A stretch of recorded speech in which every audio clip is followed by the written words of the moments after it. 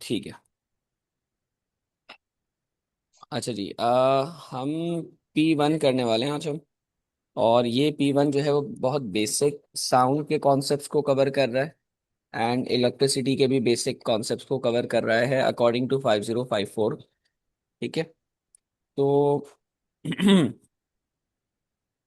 अच्छा जी, the cells lamps and resistors are in the circuit are identical. In which circuit is the lamp the brightest. देखें जी, brightest में सबसे पहले आप देखें जहाँ पे करंट ज़्यादा फ्लो कर रहा है। करंट कहाँ ज़्यादा फ्लो करेगा? जहाँ पे रेजिस्टेंस कम होगी। यहाँ पर देखें तो दो रेजिस्टर्स हैं, तो ये लैम्प की ब्राइटनेस कम एज कंपेयर टू ए कम हो जाएगी। ठीक है। अगर हम ए के साथ कंपेयर करें बी को, तो इसकी रेजिस्टेंस ज़्यादा है, देयरफॉर करंट कम फ्लो करेगा और ब्राइटनेस क्या हो जाएगी? कम हो जाएगी। अच्छा, अब हम ए को कंपेयर करते हैं सी के साथ। अगर हम ए को कंपेयर करते हैं सी के साथ तो देखें यहाँ पे दो रेजिस्टर्स तो हैं, बट ये दोनों पैरेलल में हैं। ठीक है। पैरेलल में इफेक्टिव रेजिस्टेंस हमेशा एक एक सिंगल रेजिस्टर के क्या हो जाती है? कम हो जाती है। ठीक है। तो जो इफेक्टिव या कंबाइंड रेजिस्टेंस है वो कम हो जाती है। कंबाइंड रेजिस्टेंस मेक्स, या इसको हम ऐसे लिख सकते हैं कि resistance in parallel, resistance in parallel will give small or less combined resistance। तो यहाँ पर इस दो पैरेलल रेजिस्टर यूज करने की वजह से इक्विवेलेंट रेजिस्टेंस क्या हो जाएगी? कम हो जाएगी। ठीक है। देयरफॉर लैम्प जो है वो ब्राइटेस्ट आपका सी के अंदर होगा। ए के अंदर इसलिए नहीं होगा क्योंकि एक रेजिस्टर है। ठीक है। उसकी वैल्यू को कंपेयर करें अगर दो रेजिस्टर के पैरेलल कनेक्शन के साथ, तो हमें पैरेलल में लेस रेजिस्टेंस मिलती है। ठीक है। अच्छा, यहाँ पर क्यों नहीं होगा? क्योंकि यहाँ तो पैरेलल तो है लेकिन उसके साथ साथ एक सीरीज भी लगा हुआ है। ठीक है। तो अल्टीमेटली ए के साथ कंपैरिजन करें तो बी के रेजिस्टेंस स्टिल ज्यादा होगी ए से। तो हमारे पास सिर्फ सी वाला ऐसा सर्किट है जिसकी रेजिस्टेंस कम है। ठीक है। सारे सर्किट्स में मिलाकर तो जिसकी रेजिस्टेंस कम होगी उसमें ज़्यादा करंट फ्लो करेगा, तो आपका जो लैंप है वो भी ब्राइटर ग्लो करेगा। A sound generator produces ultrasound of frequency 48 kilohertz. The ultrasound travels in water at a speed of 3 kilometre पर सेकेंड। अब आपको फ्रीक्वेंसी दी गई है बेटा, आपको फ्रीक्वेंसी दी गई है। ठीक है। और स्पीड भी दी गई है। ठीक है। आपको वेवलेंथ निकालनी है। बेटा वेवलेंथ का फॉर्मूला, पहले तो आप basic formula v is to f lambda आपने पढ़ा है। लेमडा को आप सब्जेक्ट बनाते हैं, वी अपॉन एफ हो जाएगा। वी की वैल्यू है 3.0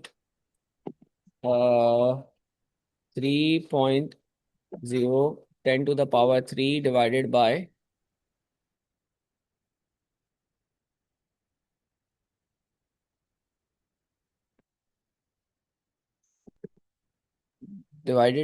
48 किलो हर्ट्स। किलो की जगह 10 to the power 3 लगाया मैंने। किलो से किलो कैंसिल आउट हो गया। 3 divided by 48 will give you 0.0625, जो कि आपका बराबर होगा ए के। ठीक है जी। Compression and क्या? rarefactions are sent out from the loudspeaker cone as it vibrates backwards and forwards. The frequency of the vibration is 25 hertz। ठीक है। अच्छा, फ्रीक्वेंसी 25 हर्ट्ज है। तो ये याद रखिएगा कि एक एक सेकंड में 25 वेव्स पास करेंगे एक पॉइंट से। फ्रीक्वेंसी 25 हर्ट्ज का मतलब क्या है? 25 वेव्स इन 1 सेकेंड। इसके बाद दूसरी चीज ये है कि अगर आपके पास एक कंप्रेशन दिया हुआ है, ये पॉइंट पी पर कंप्रेशन है। ठीक है। तो बेटा नेक्स्ट कंप्रेशन कब आएगा? नेक्स्ट कंप्रेशन कब आएगा? नेक्स्ट कंप्रेशन जब उसका जो टाइम पीरियड होगा उसके अकॉर्डिंग पता चलेगा कि वो कितने सेकंड्स लेगा नेक्स्ट कंप्रेशन। एक कंप्रेशन के बाद दूसरा कंप्रेशन कब आएगा? ठीक है, कितना टाइम लगेगा, it is equal to the time period, it is equal to the time period. ठीक है बेटा, तो अब हम क्या करेंगे, हमें सबसे पहले टाइम पीरियड निकालना है, सही है। तो टाइम पीरियड आपका 1/f होता है, या हम ये कह सकते हैं F=1/t होता है, दोनों एक ही बातें हैं। ठीक है, तो फ्रीक्वेंसी यहाँ पे पुट कर देंगे आप, आपका आंसर आएगा आई थिंक 0.04 आएंगे। ठीक है, अच्छा, अब ये वो टाइम है एक कंप्रेशन टू नेक्स्ट कंप्रेशन। ठीक है, लेकिन अगर मैं आपसे ये कहूं कि एक कंप्रेशन के बाद रेयर फैक्शन कब आएगा, तो रेयर फैक्शन पहले आएगा उसके बाद कंप्रेशन आएगा। ठीक है, तो हाफ टाइम में आपके पास आ जाएगा ये। ठीक है, कंप्रेशन के बाद रेयर फैक्शन कब आएगा, half of the time period के बाद आ जाएगा। दैट मीन्स एक कंप्रेशन के बाद दूसरा रेयर फैक्शन जो आएगा वो कब आएगा, टाइम पीरियड को आप हाफ कर दें, टाइम पीरियड को अगर आप हाफ कर दें तो आपका आंसर आ जाएगा जो कि होगा 0.02 सेकेंड्स। अच्छा जी, इसके बाद है the circuit diagram shows a parallel arrangement of resistors. ठीक है, which statement is correct, P is less than Q, ये गलत बात, ये तो गलत है। P जो है वो तो दोनों से ही बड़ा है। ठीक है, P is greater than QR and even S। ठीक है, और S की वैल्यू तो सेम रहेगी, क्यों, क्योंकि बेटा R से S तक जाने का कोई और रूट है ही नहीं, R से S जाने का कोई और रूट नहीं है, तो करंट सेम अमाउंट में फ्लो कर रहा होगा। ठीक है, करंट कोई स्प्लिट नहीं होगा, तो आर और एस की वैल्यू भी सेम रहेगी, R=S। ये जो आपको PQRS है ना, ये करंट्स हैं। ठीक है, रिप्रेजेंट द करंट। ठीक है बेटा, तो ये भी गलत है। R is greater then S, R greater than S है, ये भी गलत है, क्यों, क्योंकि ये तो एक ही रूट है, तो ये हो ही नहीं सकता। अच्छा, Q is less then R, Q is less then R, ये भी गलत है, क्यों, क्योंकि Q के अंदर तो ज्यादा करंट जाएगा, क्योंकि इसकी रेजिस्टेंस क्या है, कम है, तो ज्यादा करंट फ्लो करेगा। ठीक है, मोर करंट फ्लोज थ्रू 10 ओम देन थ्रू 20 ओम। ठीक है, 20 ओम से कम करंट जाएगा, और 10 ओम से ज्यादा करंट जाएगा। ठीक है जी, राइट, क्योंकि जितनी ज्यादा रेजिस्टेंस होती है उतना कम करंट फ्लो करता है, ये बातें आप लोग पढ़ चुके होंगे कि current is inversely proportional to the resistance. That means resistance increase करते हैं, करंट कम हो जाता है। ठीक है, पॉसिबल आपके जो है ना वो क्या क्या ऑप्शंस दे सकती हैं, जो राइट होंगी, जो करेक्ट होंगी, वो मैं लिख रहा हूँ यहाँ पे। R=सेम, yes it is correct. P is greater than QR and S, yes it is correct. अच्छा, Q is greater than R, बिल्कुल ठीक है ये। ठीक है, और ये हम कह सकते हैं कि R is less than Q, ये भी सही बात है। ठीक है, तो डिपेंडिंग ऑन द सिनेरियो यहाँ पे कोई ना कोई एरर हुआ हुआ इन ऑप्शंस के अंदर। ठीक है, in the given question, right, with respect to the given case ये ऑप्शंस जो है ना इसके ऊपर मैच नहीं हो रही है। अच्छा, विच कंपोनेंट इज क्या, विच component is should be connected in, which component should be connected in, which component should be connected in X placed uh, in the circuit below to measure the current। बेटा, current को major करने के लिए हमें क्या करना पड़ता है, एमीटर लगाना पड़ता है। तो एमीटर सीरीज में कनेक्ट होता है, वो ऑब्वियसली एमीटर यहाँ पे लग जाएगा। A wave has a frequency of 0.1 mega hertz. इस चीज का ख्याल रखें, मेगा हर्ट्ज किसे कहते हैं, 0.01 की वैल्यू होती है 10⁻⁶। ठीक है, अगर आप इसको जरा पॉइंट को शिफ्ट कर लें, जो कि बराबर हो सकता है आपके 1 और 2, तो 1.0 × 10⁻⁴ हर्ट्ज भी कह सकते हैं हम इसको। और अगर हम आगे जीरोस लेके जाएं, एक और पॉइंट आगे ले जाएं, तो 10⁻³ हर्ट्ज भी हो सकता है ये। ठीक है, तो ये 0.01 मेगा हर्ट्ज आपके ये तमाम वैल्यूज हो सकती हैं जो मैंने यहाँ कन्वर्ट की हैं। 0.01 × 10⁻⁶ हर्ट्ज हो सकती है, 1 × 10⁻⁴ हर्ट्ज हो सकती है, 10 × 10⁻³ हो सकती है, राइट। अच्छा जी, अब आपको पता है कि which pair of values, pair की बात कर रहे हैं, वेव और स्पीड, वेवलेंथ और स्पीड आपको दी गई है, ठीक है।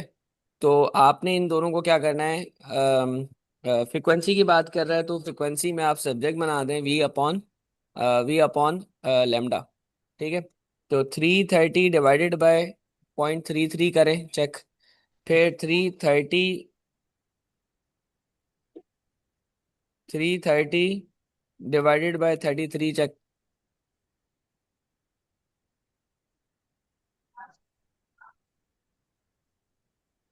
330 डिवाइड बाय 33 चेक करें, फिर 3.0 × 10⁸ डिवाइडेड बाय 30 चेक करें, ठीक है। और चेक करें कि इनमें से ये आ रहा है, ये आ रहा है, या ये आ रहा है, कुछ भी आ रहा है तो आपका कौन सी वाली ऑप्शन जो है वो ये आंसर दे रही है, 0.01, ठीक है। वट आई नो कि ये 3.0 × 10⁸ डिवाइड बाई 30 आपका आंसर देगा। अगर इसको मैनुअली भी करें तो तब भी हो सकता है, ठीक है। तो कैलकुलेटर प्लीज यूज करिएगा, आप लोगों को फायदा होगा। तो it will definitely give you 0.01, ठीक है, इंटू 10⁻6 हर्ट्स, जो कि इक्वल हो जाएगा 0.01 मेगा हर्ट्स के। यही आंसर देगा, आप देख लीजिएगा, ठीक है, कैलकुलेटर से करके। A loudspeaker produces a sound wave of frequency 100 hertz. Amplitude क्या होता है भाई, amplitude enhances the loudness, amplitude enhances the loudness. Amplitude increase करेंगे, लाउडनेस बढ़ जाएगी। Amplitude of the sound wave is increased, तो लाउडनेस आपकी क्या हो जाएगी बेटा, बढ़ जाएगी। लेकिन हम फ्रिक्वेंसी चेंज नहीं कर रहे हैं, फ्रिक्वेंसी वही 100 हर्ट्ज, तो सेम पिच होगी और लाउडनेस, लाउडर साउंड आपको मिलेगी, ठीक है जी। क्वेश्चन नंबर 8 में कह रहा है sound from the siren of a ship is reflected. बेटा यहाँ पे रिफ्लेक्टेड की टर्म आ गई है। An echo is heard by a seller on the deck of the ship 4 seconds after the siren is sounded. तो आपको जो टाइम दिया हुआ है वो कितना है बेटा, वो है 4 second. Speed of the sound in air is 320 metre per second. How far का मतलब है आपसे वो डिस्टेंस की बात कर रहा है, ठीक है। तो डिस्टेंस आपका कितना है, अननोन है। आपको जो स्पीड दी गई है बेटा, ठीक है, वो कितनी है, 320 मीटर पर सेकेंड। और जो टाइम आपको दिया गया है वो है 4 सेकेंड्स, ठीक है जी। अच्छा, फॉर एन एको, हमें पता है एको के लिए हम क्या यूज करते हैं बेटा, V = 2D/T। अब डी को सब्जेक्ट बनाते हैं आप, तो ये बन जाएगा आपका VT/2। वैल्यूज प्लग करें, और 320 × टाइम डिवाइड बाय 2 क्या, 4, आई थिंक, यस 4। तो ये आएगा 640, 2 × 2 640 आएगा। अच्छा जी, इसके बाद क्वेश्चन नंबर 9 में आपसे कह रहे हैं कि दो सेल्स कनेक्ट हैं, ठीक है, विच circuit diagram shows this circuit. तो दो लैंप्स हैं पैरेलल में, ये दो लगे हुए हैं, ठीक है। और ए सेल आप देख लें, पॉजिटिव और नेगेटिव कनेक्ट हैं, तो this should be the answer. अच्छा, the diagram shows a simple electrical circuit which statement can not be correct. भाई इस चीज का ख्याल रखें, कैन नॉट बी करेक्ट की बात कर रहा है वो, कैन नॉट बी करेक्ट, ठीक है। तो करंट आई इज 2 एम्पेयर, जी बिल्कुल करंट 2 एम्पेयर हो सकता है, इसमें कोई मसला तो नहीं है, सही है, ये करेक्ट हो सकता है। E M F is E is 12 joule. भाई ईएमएफ जो है ना 12 जूल, ये गलत है, क्योंकि ईएमएफ का यूनिट जो है ना, EMF unit is volt, joule नहीं होता, सही है। तो ये गलत हो गया, मतलब कि यही है एक्चुअल चीज है, ठीक है, जो कि हम कहेंगे कि this can not be correct. Potential difference across the resistor is 10 volt, जी बिल्कुल पॉसिबल है ये। रेजिस्टेंस आर इज 5 ओम, बिल्कुल हो सकता है, हमें इससे कोई प्रॉब्लम नहीं है कि 5 ओम हो कोई भी value, which is possible, right. But the thing which can not be correct is going to be a B. तो बी आपका जो है आंसर होगा यहाँ पे। What is one of the uses of ultrasound jewellery में हम यूज करते हैं, ठीक है जी।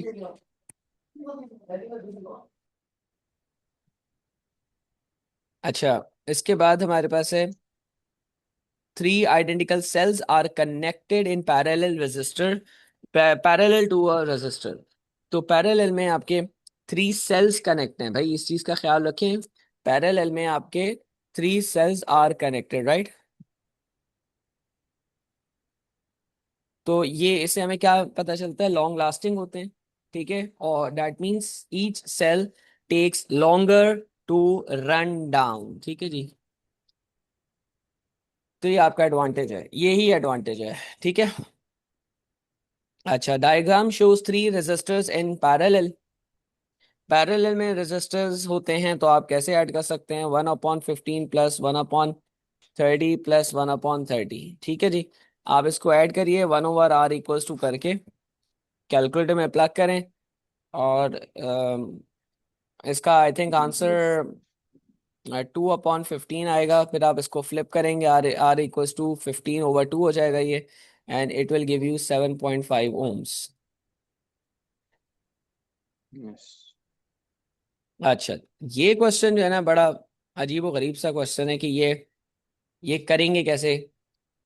आपके पास दो चॉइसेस हैं। एक तो चॉइस ये है कि आप इसके अंदर थोड़ा सा दिमाग लगा लें। एक कॉन्सेप्ट ये था कि जितना बड़ा रेजिस्टर होगा उस पर वोल्टेज ड्रॉप भी ज़्यादा होगा, ठीक है। जितनी ज़्यादा रेजिस्टेंस होगी, वोल्टेज ड्रॉप भी उस पर ज़्यादा आएगा, ठीक है।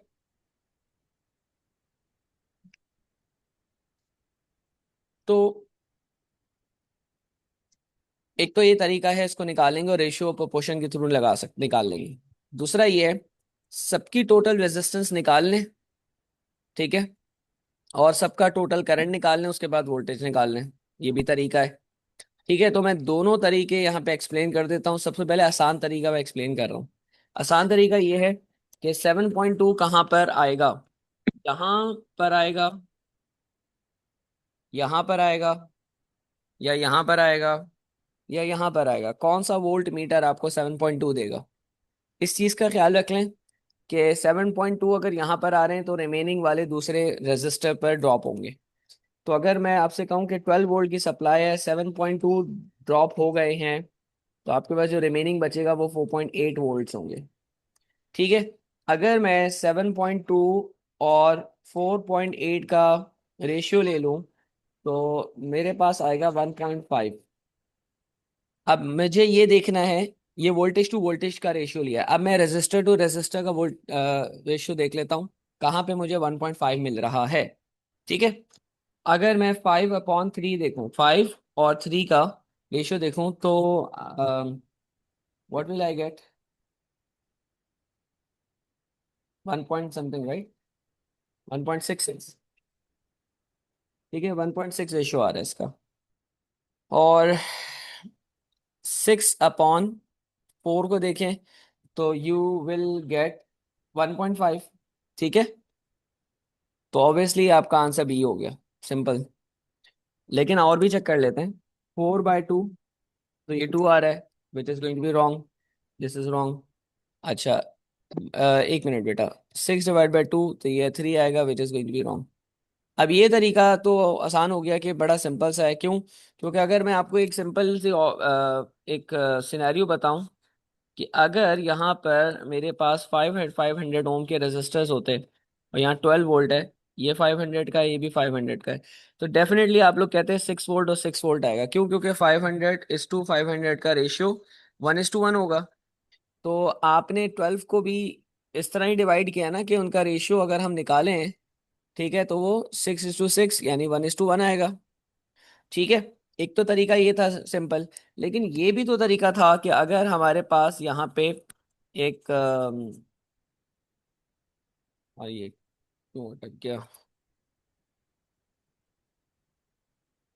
ये भी पॉसिबिलिटी है कि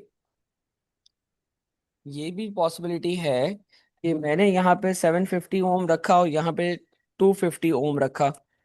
अब कितना कितना ड्रॉप होगा, है मेरे पास वही 12 वोल्ट, की बैटरी, या सेल या बैटरी चलें, ठीक है।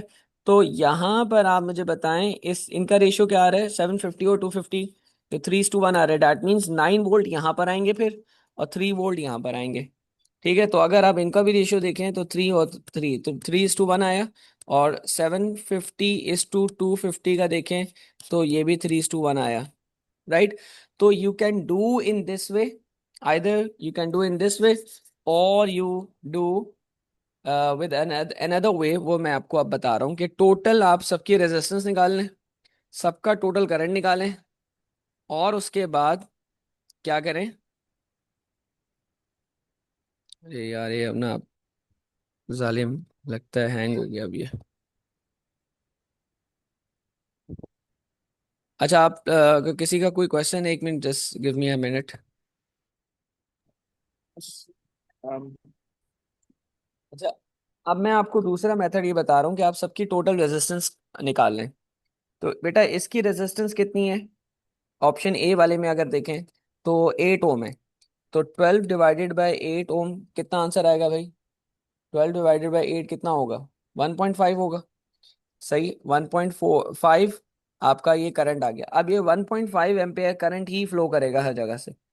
अब अगर आप 1.5 को, एम्पेयर को मल्टीप्लाई, करंट को मल्टीप्लाई कर रहे हैं रेजिस्टेंस से, तो आपके पास V is equal to I R वाले कॉन्सेप्ट आ जाएगा, 1.5 टाइम्स 5। तो ये बेटा आपका कितना आ जाता है, 7.5। ये यस सर। 7.5 वोल्ट आ रहे हैं। तो 7.2 तो नहीं देना ना ये। इसी तरीके से सब पे इनकी भी रेजिस्टेंस निकाल लें। 4 + 6 कितना हुआ बेटा, 10 हो गई। तो 12 वोल्टेजेस एंड डिवाइडेड बाय 10, आपका आंसर आया 1.2 एम्पेयर। अब 1.2 एम्पेयर करंट फ्लो कर रहा है सब जगह से।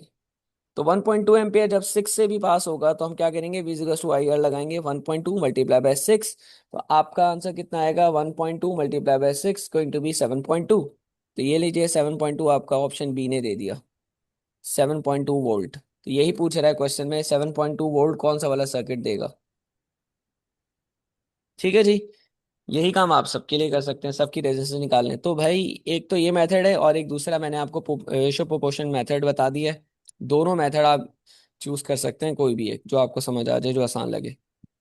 अ battery of EMF is connected in a circuit containing 3 resistors. 3 resistors हैं। एक बात का ख्याल रखिएगा कि ये 2 रेजिस्टर्स मिलकर एक रेजिस्टर जब बन जाते हैं तो सर्किट कैसा हो जाएगा, सीरीज। फिर सीरीज हो जाएगा। और जितने वोल्टेजेस यहां पर आएंगे, जो वोल्टेजेस आपके यहां पर आएंगे, ठीक है, वही वोल्टेजेस यहां पर भी आएंगे, वही वोल्टेजेस यहां पर भी आएंगे। ये जहन में बिठा लें पहले, जो वोल्टेजेस यहां पर आएंगे वही वोल्टेजेस यहां इन दोनों पर आएंगे। ठीक है, और सेम होंगे, क्यों, क्योंकि ये पैरेलल हो जाएगा। अगर ये बात क्लियर हो गई है तो then we can move on. अब हम बात करते हैं कि यहाँ पे करंट जब फ्लो कर रहा है तो कौन सा करंट फ्लो कर रहा है भाई, I0 फ्लो कर रहा है। यहाँ से करंट आगे जाएगा, वोल्ट मीटर में करंट एंटर नहीं होता, ये याद रखिएगा, ठीक है। आगे हम जाएंगे तो करंट के पास दो रास्ते आ जाएंगे, करंट थोड़ा ऊपर जाएगा, थोड़ा नीचे आएगा। एक्स में कितना करंट आएगा, जो बच जाएगा करंट, जो करंट बच जाएगा वो करंट एक्स में आ जाएगा। जो करंट बच जाएगा, जो रिमेनिंग होगा सब्ट्रैक्ट होने के बाद, वो करंट कहाँ आएगा भाई, वो एक्स में आ जाएगा। ओके